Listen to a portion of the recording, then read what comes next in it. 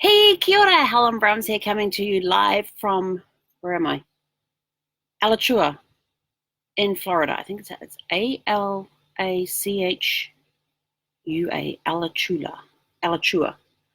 So coming to you live from Alachua, Florida. Yes, new location.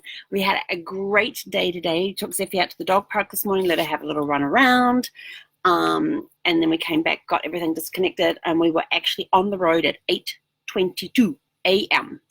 We pulled in here at 11:49 a.m. Yes. Total drive. The drive time was 3 hours, and we had a 30-minute break in there, about 32-minute break. So yeah, one stop again.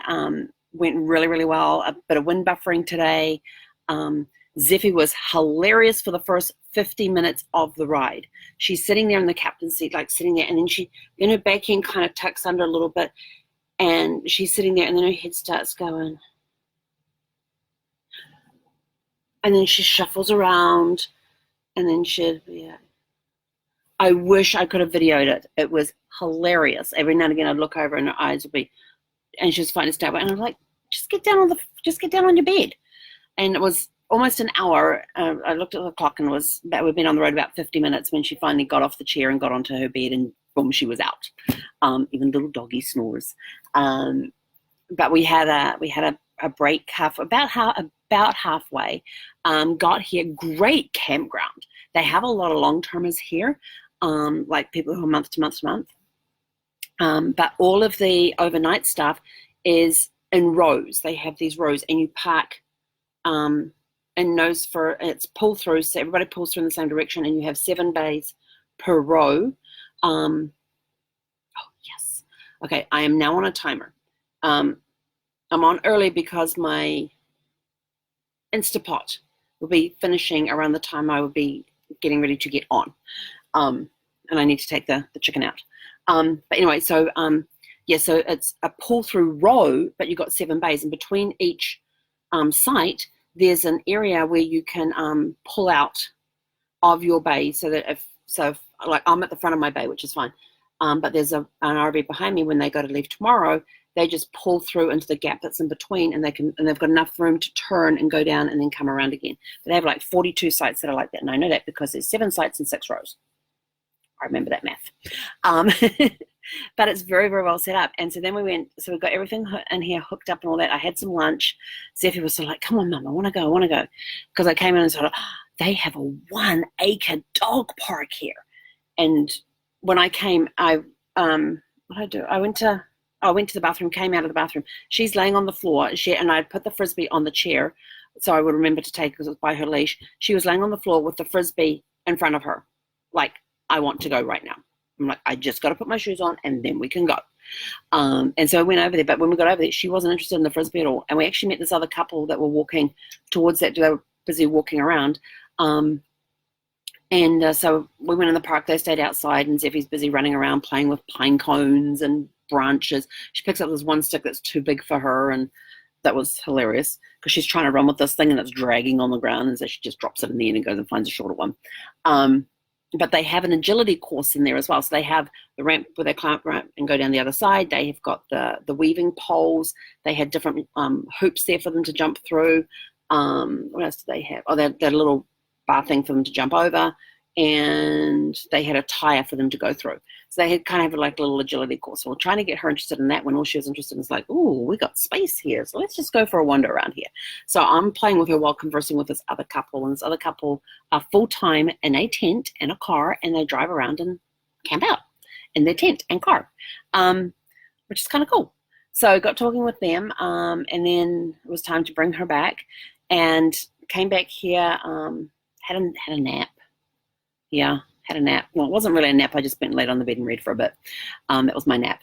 It's tough driving. It's very taxing. And I was practicing speeches and presentations and things when I was driving today. So a lot of out loud talking while Zeffie just snored. So then she was whining. So I thought, okay, we'll go out again. So we left here around 5 Eastern time, and went out and just walked down the front and then along this great big long fence. And now they have some different things here. So we discovered an emu, a pig, and of course, Zeffy's like, what's that? And like watches it, and you can see the hairs that went underneath her harness. You can see them all standing up along her spine. Like she's got all of her hairs on her spine. Like, what is that? Okay, that's an emu. It's okay. It's way over there. We're good. And then we're walking around and we come to this area where there's 2 goats and a pig. And it's just one of those little mini pigs. And she's like laser focused on this pig. And I keep pulling her along so she'll trot along and her eyes are on this pig as we're trotting along. And she's just sort of like, and then she turns around and looks at this thing. And then we get around the front where there's 2 goats laying down on the ground. And she's just sort of like, no, we're not having anything to do with them. And then we go into the dog park and there was 2 donkeys and a horse over the far side. And so she's busy running around, reacquainting herself with this thing. And she goes over the fence and she stops and she sees the horse and she sees the horse. So then she's running up and down the fence trying to get the horses and the donkeys' attention. It was hilarious. All the horse wanted to do was just eat.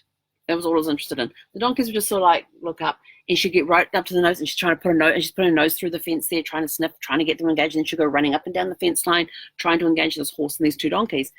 And so she's up by the end with the donkeys, and one of the donkeys brays, and she's off the other side of the park, and then she does this big circle and comes back around and cautiously.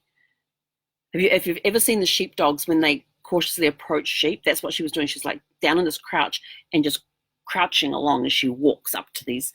It was hilarious. And I didn't even think to videotape it. I was having so much fun watching her. And then she cautiously walks up, and then they sort of start walking towards them. She's off again, and then she comes back and she like sneaks back up on them again. She was just having a blast. And so we were over there for probably about 40 minutes, and then we left and started our way back. And as we're coming around the end of the bays down here, actually over here, this other couple's walking towards us. They had a 9-year-old dog, which is about the same size as Zeffy. And so we're just standing there talking, and it was great just to you meet people and you talk with people. And they're full-time in their 5th wheel and have been since June or July last year. July. And so, we're talking about life and, full-time and all that sort of stuff. And he was actually out cleaning the windows on his truck today, and he kept looking over, and Zeffy was up on the dashboard watching him. And so, but really nice couple, got to know them as well, and Zeffy and their dog were just like wrestling. They were like slapping each other with their paws and wrestling and having a blast. It was awesome. And so then we came back inside, and I pulled out my chicken, which I had marinated earlier, and it's now sitting in. And so I've just finished sauteing it. It's now in the Instapot. About 8 minutes till it gets pulled out. But I love doing chicken in the Instapot. You get the chicken thighs and you saute them 2 minutes on each side. You marinate them, saute them 2 minutes on each side, and then you layer them inside the Instapot on top of the little rack thing and stick it on for 8 minutes under the pressure cooker. So it's got 2 minutes left on the pressure cooker and 5 minutes standing with a natural release. And then I'll go over and flip the valve so it does the quick release. But it comes out really, really, really good. So it's been a really good day, a nice relaxing day. And I was like thinking, yeah, we do need to do a bit of housekeeping around here. Because Zeffy's been finding the ants. That was one thing she did. She was in the dog park and she started digging in this area. And then all of a sudden she just took off. And I'm like, what the heck? She's digging there and all of a sudden she gives this little yip and takes off. And I'm like, what the heck? And I go over to where she was digging. She was digging an anthill. And I'm like, well, that'll teach. I said, you don't go digging in anthills. And she just kind of like, sorry, type of look. And so we had to make sure she had no ants on her to bring her inside. But they've got an ant problem around this area. So I have a spray that you spray on the hoses and the cables and on the feet underneath on the jacks and stuff to stop the ants coming into the RV. And then I can also spray it on the outdoor steps as well to stop them getting into the RV and things. And anywhere that contacts the ground or has is where you spray, and it lasts for up to 6 months. So getting close to the point where I have to redo it anyway. So I got to figure out try and remember where I put that spray. Don't remember. But anyway, so we were having fun and having great conversations and talking about some of our adventures on the roads with people and what's it like living full-time with a tent, what's it like living full-time on a fifth wheel and all that sort of stuff. So it's been a really, really good, relaxing day, 3-hour drive, 1 break. It was awesome. And, and that was the thing. I finally figured out, but when I'm driving along, sometimes there's this thump that comes from underneath my seat somewhere, and I don't know what it is. I finally found out today what it was, because I had to put the leveling pad thingies underneath the jacks to give them because we're a bit unstable. We're pointing down, so I needed to level it up a little bit. And the leveling pads. And my sleeve caught on this thing, and I turned, and where the wheel thing is, there's these struts that come and hold the corner of the wheel thingy. I don't know what it's called. I'll show you a picture. Let's see if we can do this. And so what it was that the screw was missing. It was missing a screw. So let's see how well we can do this. Oops.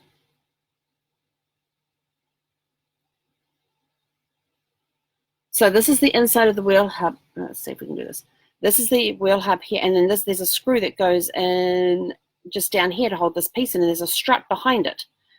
And this is what it looks like close up. And that's what has been making all that noise. That's what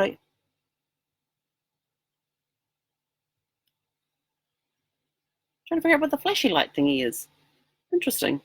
So this is, I'm missing this nut and bolt in here and wherever.